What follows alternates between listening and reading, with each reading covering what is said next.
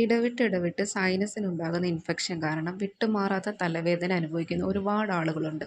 അപ്പോൾ ഈ സൈനസിന് വരുന്ന ഇൻഫെക്ഷനെ സൈനസൈറ്റിസ് എന്നാണ് പറയുന്നത്.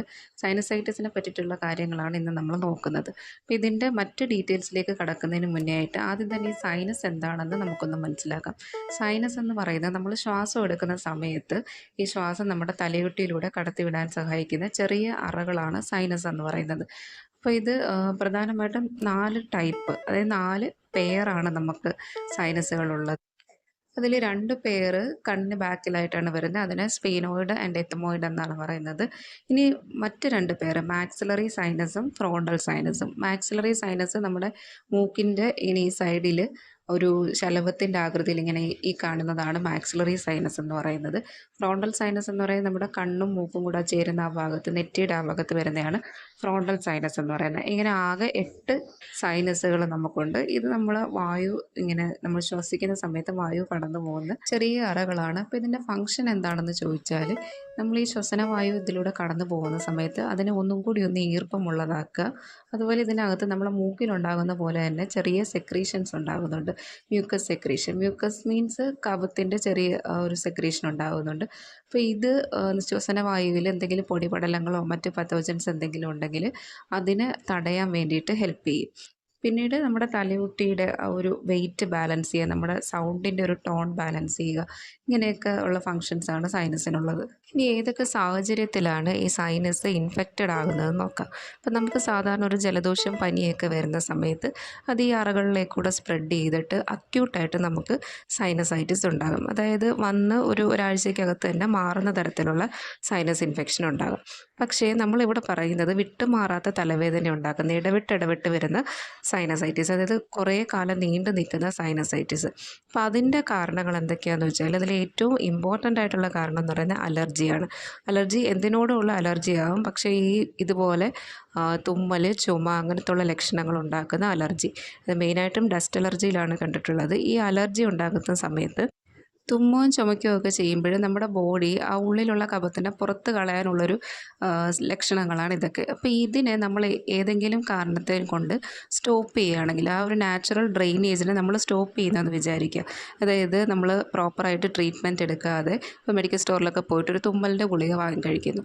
അപ്പോൾ ആ ഗുളിക അവിടെ ചെയ്യുന്നതെന്ന് വെച്ചാൽ ആ ഡ്രെയിനേജിനെ സ്റ്റോപ്പ് ചെയ്യുകയാണ് ചെയ്യുന്നത്.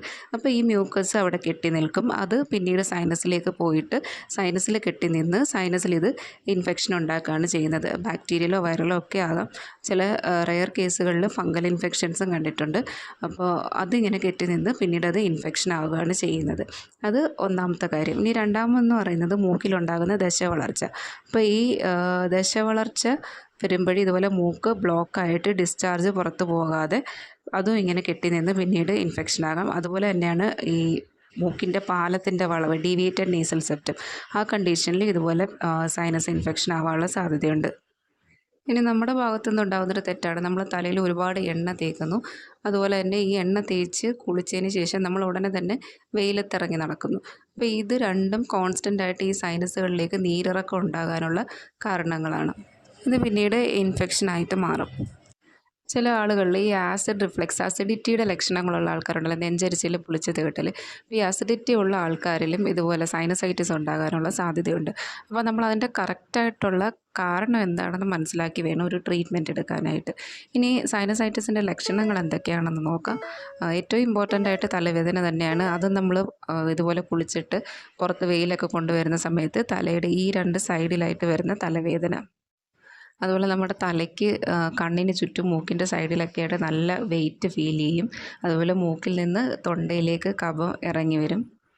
മൂക്ക് അടഞ്ഞിരിക്കുന്ന സെൻസേഷനായിരിക്കും. കണ്ണിൻ്റെ ബാക്കിൽ വേദന, അതുപോലെ നമ്മുടെ മുകളിലെ പല്ല്, മോണയുടെ ഒക്കെ സൈഡിൽ വേദന ഉണ്ടായിരിക്കും. ചിലർക്ക് തല കറക്കം അനുഭവപ്പെടാം.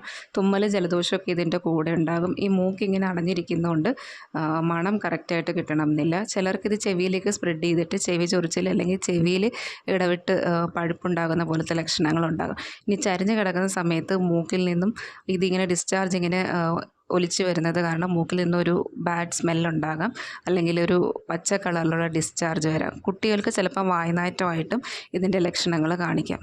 ഏകദേശം ഈ ലക്ഷണങ്ങളൊക്കെ വെച്ച് തന്നെ സൈനസൈറ്റിസ് ആണെങ്കിൽ അറിയാൻ സാധിക്കും. പിന്നീട് കൂടുതൽ എന്തെങ്കിലും കാരണങ്ങളുണ്ടോ എന്നറിയാൻ വേണ്ടിയിട്ട് CT സ്കാനോ റൈനോസ്കോപ്പിയൊക്കെ ചെയ്ത് നോക്കാറുണ്ട്. അപ്പോൾ ഇതിന് നമുക്ക് വീട്ടിൽ എന്തൊക്കെ കാര്യങ്ങൾ ശ്രദ്ധിച്ചാൽ ഈ സൈനസൈറ്റിസിൽ ആ ഒരു തലവേദന നമുക്ക് കുറയ്ക്കാൻ പറ്റുമെന്നുള്ള കാര്യം നോക്കാം.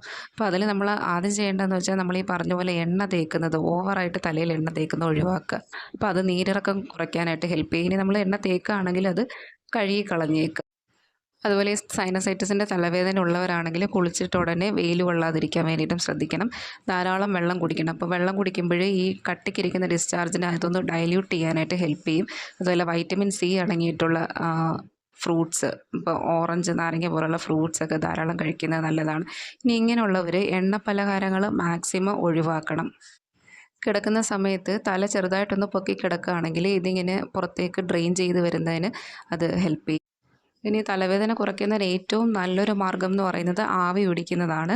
അപ്പോൾ ആവി പിടിക്കുന്ന സമയത്ത് ഉപ്പിട്ടോ അല്ലെങ്കിൽ ചെറുതായിട്ട് മഞ്ഞളോ അല്ലെങ്കിൽ നമ്മുടെ ഞവരയുണ്ടല്ലോ, ഞവരയുടെ ഇലയിട്ടോ ആവി പിടിക്കുകയാണെങ്കിൽ അത് നല്ലൊരു റിസൾട്ട് തരും. ഇനി അല്ലാതെ ഇപ്പോൾ ഇതുപോലെ നെയ്സൽ വാഷിങ് പോലത്തെ മെത്തേഡുണ്ട്. ഈ കാണുന്ന പോലത്തെ ഒരു ബോട്ടിൽ സലൈൻ വാട്ടർ ഇതുപോലെ വെച്ചിട്ട് ഒരു മൂക്കിലേക്ക് ഇത് ഒഴിച്ച് മറ്റേ മൂക്കിലൂടെ അത് കളയും. അപ്പോൾ ഈ സമയത്ത് നമ്മൾ മൂക്കിലൂടെ ശ്വാസം എടുക്കാതിരിക്കാൻ ശ്രദ്ധിക്കണം.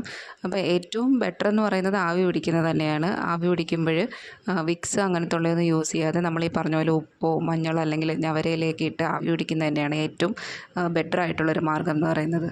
ഈ കെട്ടി നിൽക്കുന്ന മ്യൂക്കസിനെ പുറത്തേക്ക് ഡ്രെയിൻ ചെയ്ത് കളയുക എന്നുള്ളതാണ് ഇതിൻ്റെ ഒരു ബെറ്റർ ട്രീറ്റ്മെൻറ്റ് പ്ലാൻ എന്ന് പറയുന്നത്. അപ്പോൾ ഹോമിയോപ്പതിയിൽ ഈ സൈനസൈറ്റിസിനെ പൂർണ്ണമായി സുഖപ്പെടുത്തുന്നതിന് ഫലപ്രദമായ ഒരുപാട് മെഡിസിൻസ് ഒക്കെ ഉണ്ട്. സോ സൈനസൈറ്റിസിനെ പറ്റിയിട്ട് നിങ്ങൾക്ക് എന്തെങ്കിലും ഡൗട്ട്സ് ഒക്കെ ഉണ്ടെങ്കിൽ കമൻറ്റ് ചെയ്യുകയാണെങ്കിൽ നമ്മൾ ഹെൽപ്പ് ചെയ്യാനായിട്ട് ശ്രമിക്കുക. അതുപോലെ ഇത് വന്നിട്ടുള്ളവർ നിങ്ങളുടെ എക്സ്പീരിയൻസും കൂടി ഒന്ന് കമൻറ്റിൽ ഷെയർ ചെയ്യൂ.